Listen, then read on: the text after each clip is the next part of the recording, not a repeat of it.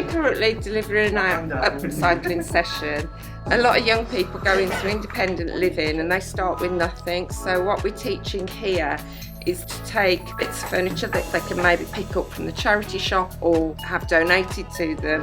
They can upcycle quite simply and quite cheaply and make beautiful pieces of furniture. The employability skills this course offers includes basic woodwork, painting and decorating, and upholstery.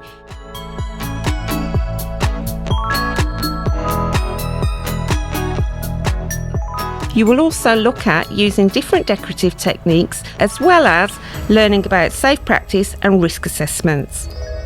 The course will also assist with confidence building and is appropriate for people who suffer from anxiety and depression.